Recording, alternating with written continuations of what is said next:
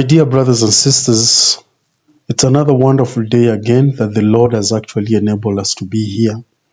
And I want to say thank you very much for tuning in and even for being here with us. Now, today, I want to share one of the most serious messages that has ever been in this world. One of the greatest messages that has ever been in this world. And this is a message that was actually foresown by the prophets of old. And there is one of the prophets of the Church of Jesus Christ of Latter-day Saints. His name was George Albert Smith. He had actually seen a vision of the World War III. And he spoke a lot of things of what that war is all about and how it's going actually to begin. This was a vision some years back, long time. And a friend of mine shared with me this. And I remember we had spoken about the events of the world and how things are really happening. And we spoke about even how businesses are being done today and how money will lose its value. And this wonderful brother told me a lot of things. And there is one thing he said, that right now, you look at the clips, most of the clips in the US and even in the Western world, people have resorted into actually storing food. They are call it, I don't know, canning or something canning. You know, they are storing meat. They are storing every food that is in excess. They are actually storing it because everything around them, it's actually indicating that things are not actually going to be good in future. I didn't know that you could store meat for the last 15 years, that meat can be stored to stay. Cooked meat can be can be canned, and it can stay for 15 years. I didn't know that. And this is what my dear friend shared with me. And he told me, look here, we need to start actually, preparing ourselves. We need to start preparing ourselves. And he shared a lot of things. But before maybe we conclude that, please let me just welcome you so that we can listen to this vision that the prophet of the church, then President George Albert Smith, actually foresaw a vision of the Third World War. And this is a prophet, he was a prophet of the Church of Jesus Christ of Latter-day Saints.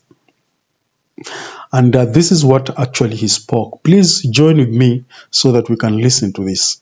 Please welcome. In 1946, I witnessed a prophetic utterance made by George Albert Smith, prophet and president of the Church of Jesus Christ of Latter-day Saints from 1945 to 1951. President Smith said, "I have had a troublesome vision of another great and terrible war that made the war just ended look like a training exercise, World War II, and people died like flies. It began at a time when the Soviet Union's military might dwarf that of the United States. And we, that is, the United States, would have missiles in Europe that carried an atomic bomb. I saw the United States withdraw its missiles to appease the Soviet Union, and then the war began. He also said that we would have big missiles in deep holes, he described like grain silos, which the Soviets would try to destroy with their own missiles. They would hit military installations and some cities also. He said that the president at that time would be a man of a different extraction. Until then, all the presidents would be of British or Northern European ancestry. He continued that the United States would be bound by numerous entangling alliances and would take away weapons owned by the people. He talked some about the initial attack and the ground warfare, but I can't remember enough to document all their tactics and in which countries various things occurred. One tactic, especially in Europe, was to transport tanks in thousands of big trucks, like semi-trailers on the superhighways, to have them located where they wanted them when the war was to begin. During that explanation I asked, "What about the atomic cannon?" To which he answered, "I didn't see anything like that." Then he said, "The aftermath was dreadful. Think of the worst, most difficult times of the Depression." He turned to us children and said, "You won't remember the Depression," which was true. I didn't know there was a depression. As I was growing up, the sun came up every morning Flowers bloomed, we went to school, and there was church every Sunday. But he repeated to our parents, "Think of the worst condition of the Depression." "Can you think of something?" our father answered. "Oh yes." Then President Smith continued, "You know how Sunday school picnics are complete with salad, chicken, root beer, and dessert, and everyone has a wonderful time. The worst time of the Depression will seem like a Sunday school picnic when compared with conditions that will exist after that great war." When he finished speaking, he turned around and went to the front door. As he left, I thought to myself, what he said is really important. I've got to remember it. To understand President George Albert Smith's woeful statement, I have had a troublesome vision. One first must comprehend the kind of man President Smith was. Those who knew him best describe him as the most humble, compassionate, magnanimous, kind, and merciful person they knew. He exemplified the pure love of Christ and showed his love for all of God's children by his unqualified service. For example, at the end of World War II, he organized a relief program for war-torn Europe's destitute people. The Relief Society sisters made quilts and clothes. The church welfare cannery produced millions of cases of food donated from farms and home gardens. Other materials and food were purchased from donations by church members worldwide. Then he got President Truman's permission to send the aid and assigned Elder Ezra Taft Benson to administer its distribution in Europe. The aid was not restricted to LDS church members. The government of Greece honored President Smith for his and the church's service to its people. Thereafter, the government initiated the Marshall Plan and organizations like CARE sprang up. Thus, for him to see an event of which he also said in his April 1950 General Conference concluding speech, "People by the millions will die like flies," indeed must have been a troublesome vision. When President Smith told us of his vision, the United States and the USSR were allies. Some tiffs had occurred between the USSR and the United States, but the idea that the Soviets would become an enemy wasn't popular. In 1946, the United States was the world's great military power. It seems the allies of the United States succeeded in World War II because we had sent them material. The idea that the USSR would dwarf the military might of the United States was contrary to any reasonable expectation. But today, it is exactly true. The Soviets' military might is awesome. Nearly all their population, including peasant farmers, serve in their reserves and may become part of their army in time of war. They have amassed a year's supply of food, so they will not have to farm during the first year of any war. They have about 5 times as many fighters and several times as many aircraft as we do. They are well-made, effective aircraft with well-trained pilots and crews. Their infantry's weapons and logistics preparations are staggering.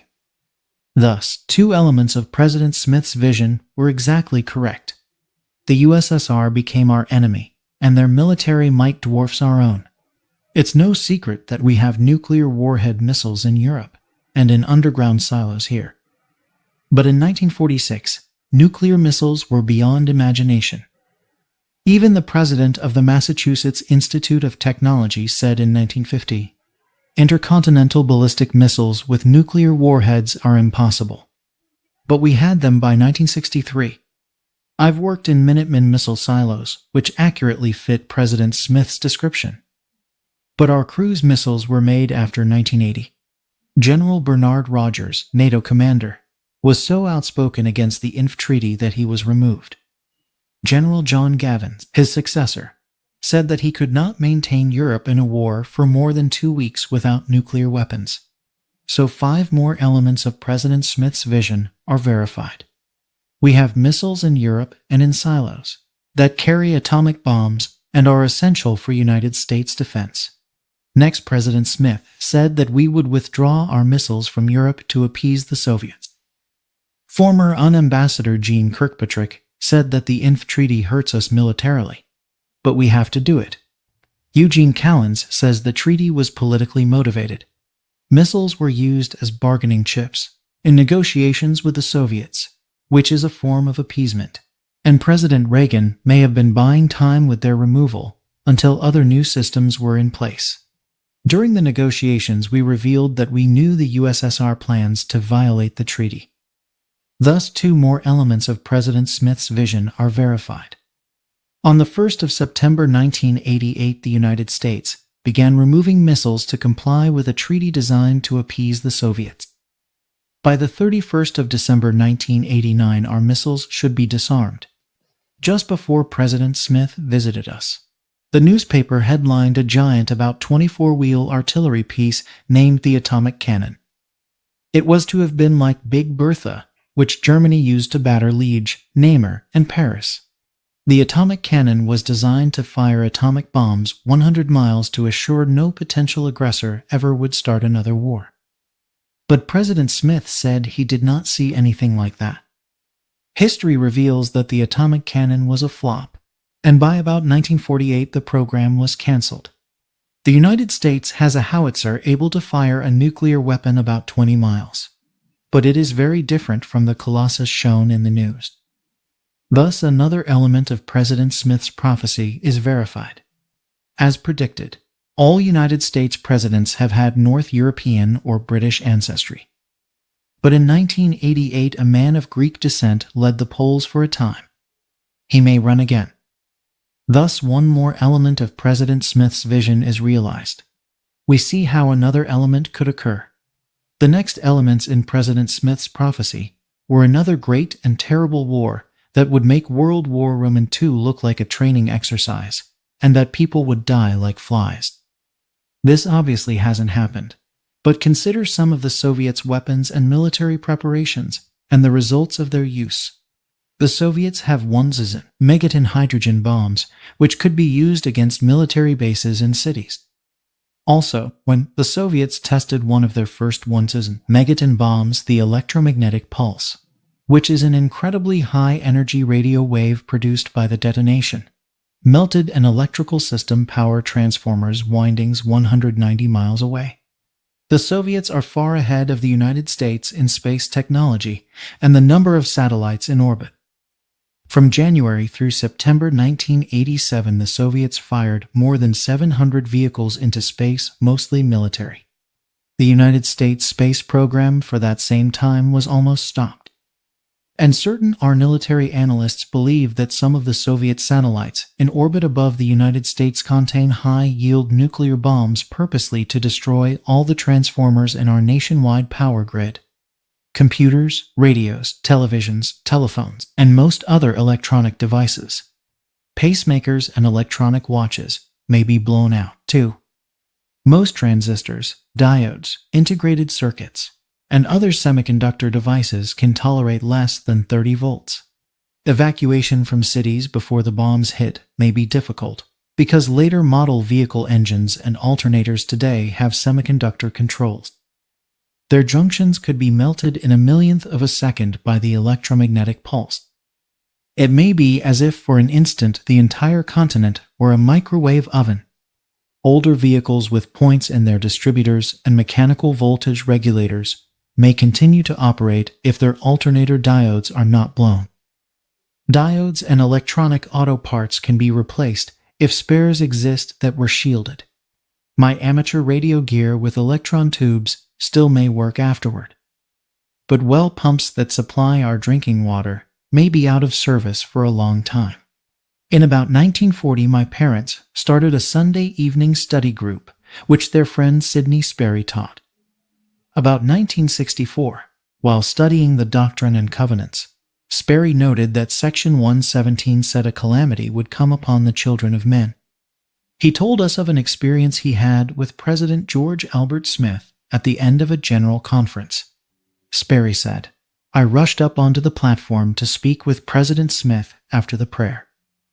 When I arrived at his side, he was standing overlooking the congregation. The people were just starting to stand up, and the ushers were opening the doors so everyone could leave. And I heard the president woefully mutter as he looked over the congregation, 'They'll die like flies.'"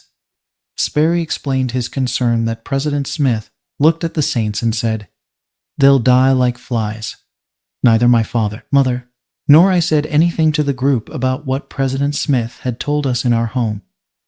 Knowing that President Smith considered that saints would be among those whom he told us would die like flies greatly concerned me, too. For I am one of them, and was in the tabernacle when that occurred. I saw Sperry rush up to the speaker's platform at the end of conference.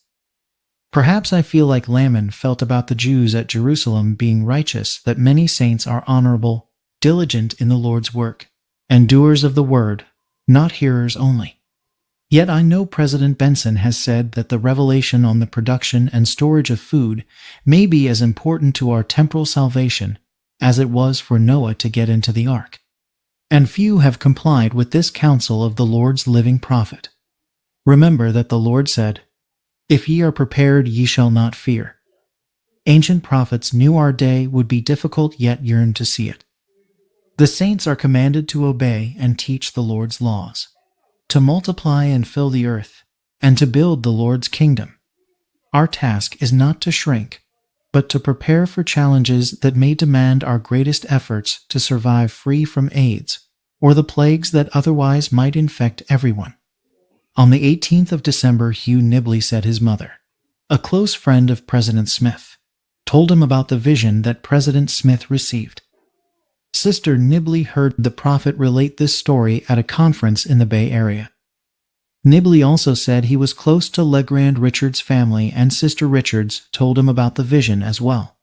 My dear brothers and sisters, there's a lot that we still need to learn. A lot that these prophets have actually revealed that we need to learn. A lot, but this is just one of the guys that is narrating how his father actually recorded the prophecies that President George Albert Smith actually, shared with them. And my dear brothers and sisters, this is actually real. This is actually real. We are living in perilous times, and we need to be prepared. Seriously, we need to be very, very much prepared, because if we just take things lightly and the way the world is moving, things are not actually going on well. So one of the greatest things, as we've actually taught, is that a friend of mine told me, is that he has seen both in Europe and America, actually people are really storing food. And the rate of food storage is it's very high. It's very high. It's like there is something alarming that something is about just to happen. So they are really storing food. You find they are even teaching each other how to store food. They're even teaching each other how to store food. I was so shocked that there are quite a number of YouTube channels right now that are teaching people how to store food in the last 2-3 months. And I was asking, is this, what exactly is happening? Can somebody explain to me? And they were telling me that this is actually an awakening. It's an awakening both in Europe and in the Americas. Families are really storing food. People are really storing food, and I'm so shocked. Our part of Africa, people are still not taking it so seriously. Matters to do with storing food, but I think in Europe and America, they have had these experiences, and their great grandfathers have told them the effects of war, because they've seen different calamities in the world and they know what exactly it means. But in Africa, still people are very sluggish. People are not so all that, serious with matters to do with food storage and all that. They are not, because there is plenty. And when you tell them there's going to be scarcity of food, they will be like, how? Who? By how? How does it happen? But my friend, people are really storing food right now. Something is just about to happen. I don't know, but and then all of a sudden, I come across this. I come across this, that a prophet of God had spoken about it, and he says that World War III, it will render World War II like a joke. It will be like a child's play. World War II will be like a child's play, because World War III will be very terrible. It will be very terrible. And you can imagine, my brother, you can imagine from what this wonderful brother has explained, you can imagine what exactly is going to happen. I'm reminded with the words of President Gordon B. Hinckley that at one time he really emphasized about food storage. People need to store food. Start storing food. I'm seeing people are really actually, even there are YouTube channels that have come out right now. They're teaching people on how to can foods. You know, I was shocked to see a lady, a sister from Russia. Actually, she's just come out clearly and she's teaching people how to store food because she knows this generation, they may not actually know how things are done. You know, they may not know how things are done, and she's come out to train people, you know, on how food storage is all about. And there plus many other channels that have come out on how people need to store food. And please, my dear brothers and sisters, make sure you take be prepared. Be prepared because things are not going well. We need to be prepared, very much prepared. You can imagine, I know there are people who will say that why should I store food when I know when people are on rampage, definitely will expect, you know, robbers to come and, you know, rob everything that you have stored. And those who do not store food, they have that kind of reasoning. You know, they have that kind of reasoning that why should I store food? Because after all, people will just come and rob. You know, you don't have that mentality because one thing is that it takes about 2-3 days for people to start realizing that things are not working well. You know, for about 2-3 days, okay? And within those 2-3 days, you need to have something that actually can push you. You know, something that does push you and all that. Imagine if you're a grandfather or a grandmother and your grandchildren are asking you, did you have something put for us? And then you tell them, I did not actually prepare for this. How will you feel? You know, how will you feel? Start storing food. Just store food. This is what the prophets have taught us, that personal and family preparedness. We need to start storing food. If you get some food, there is a season where it's actually in plenty. Don't waste that food. Just store it nicely. And there are so many ways you can store food. And I know there are people who will depend on refrigerators. Don't depend on refrigerators because at time of calamities, somebody will just shut down the electricity and all the food that you put in the fridge will actually be destroyed. It will be bad. So make sure you store your food, be prepared because where we are heading, the indicators are real that things are not actually good. And as you can see also from the prophecy here, that the prophet of the church had already warned many years ago that there's going to this war is going actually to happen, and we need to be prepared. Store your food, make sure you are ready. Don't, because at times money is not value for war. When war erupts, money loses value. So even if you have millions and millions and billions of money in the bank, they will be valueless. What will be valuable is actually water and food, something that can make you survive. And this is what the prophets have told us, that store enough water, store enough food for yourself so that you can actually be able to survive when such a like calamities are there. You need also to spare your own seeds. You know, you need to preserve seeds. Make sure you have enough seeds. Preserve seeds that you can help even your own neighbors, because you never know what happens. You never know what will happen. So we need to be prepared at all times, so that things work out well for us in future.